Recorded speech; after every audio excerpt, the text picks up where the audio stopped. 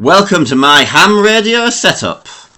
Not quite, but it's good enough for me. Right, my name's Kieran, the Edwardian gent.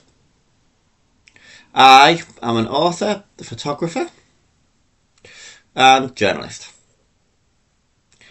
I am today discussing anti-intellectualism.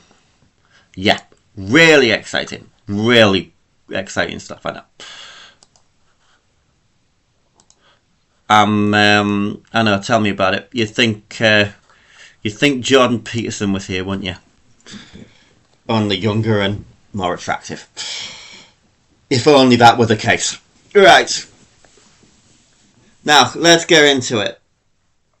Because this is more of a teaser to my article. I don't like my videos too long. Because I get stuttery and all sorts. I'm only human. Right, so I'm basically going to give you 5 reasons why there's a rise of anti-intellectualism. I'll give a little brief breakdown of each one, and then I'm going to end the video, put a link in the bio, and then if you want to read the full article, you're very welcome to. If not, that's fine, and thank you for your time. It is greatly appreciated. Right, number 1. Over the last decade, or as long as I can remember, we've had intellectual frameworks by universities and people who write theses and this, that and the other, right? Telling us how we should live our lives, all our micro actions.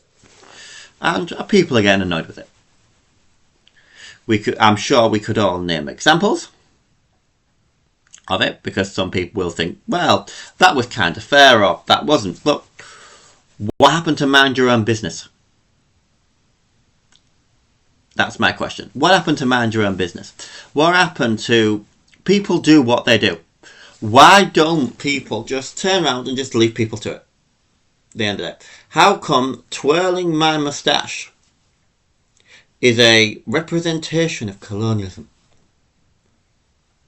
I just itch my head. It's getting silly. Second reason, there's a rising, and it's been around a long time, but it seems to have come to a head, of the idea that if you are not got a degree, this, that and the other, that you are unintelligent. Well, a lot of the greatest minds of our time have actually not had a degree, some very little formal education. Feel free to drop examples below. I will name 2. Charles Dickens and William Shakespeare. There you go. There's 2. Third reason. We have substituted the appearance of work for work. You have a degree, but where's your commercial output? Because there are people out there who have done a lot of commercial output, but they don't have a degree. But there are people with degrees who have done very little commercial output. 4, complete rudeness. I have heard in TV series multiple times of people saying, oh, I don't talk to people who don't have degrees. Hang on. What? How is that? How can you run a civil society like that? And 5, the idea that it was pushed for decades that people should go to university. You'll have no life if you don't go to university. I remember a teacher telling me that I wouldn't get married and have children if I didn't pass my GCSEs. Well, I've since gone back and rectified that, but I can assure you I have 2 children and a wife, and I actually didn't have GCSEs at one point. There you go. So that is the teaser to my article. It will be partially free on Patreon.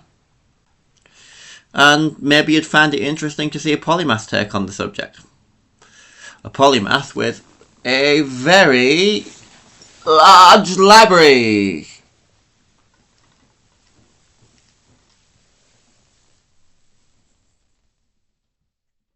Oh, right, well, whoop, where have we gone? There I am. So, I am signing off.